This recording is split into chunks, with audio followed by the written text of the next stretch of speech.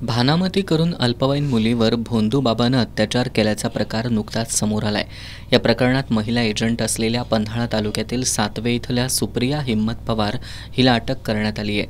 पवार ही जी शेळी मेंढी पालन संस्था आहे, या संस्थेच्या माध्यमातून अनेक जणांना अनुदान आणि कर्ज उपलब्ध करून देतो असं सांगून तिनं 50,000 ते 1 लाख रुपये घेतलेत।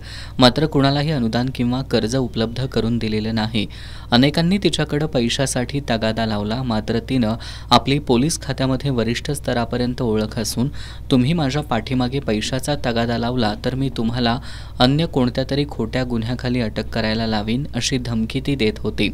दरम्यान पोलीस अशी पाटी लावलेल्या कारसोबतचे तिचे फोटोही सोशल मीडियावर व्हायरल झाले होते। सातवीतली सुप्रिया हिम्मत पवार हिनं माझ्याकडं शेळी मेंढी प्रकरण करण्यासाठी 1 लाख रुपये घेतले आणि मला खोटा चेक दिला।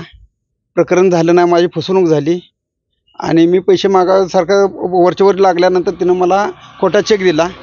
बॅलन्स नसल्यामुळे चेक तसाच राहिला आणि ती पैसे द्यायला टाळाटाळ करत्या आणि भ्या घालत्या, पोलीस स्टेशनचं भ्या घालत्या, तुम्हाला सांगतो DYSPचं भ्या घालत्या, माझी लई मोठी माणसं आहेत म्हणत्या, असं करून मला ती सारखी भ्या घालत्या। त्यामुळे मला आता मी मीडियापर्यंत आलो। या महिलेने अशा प्रकारे परिसरातील साधारणपणे 70 ते 80 जणांची फसवणूक केल्याची चर्चा आहे।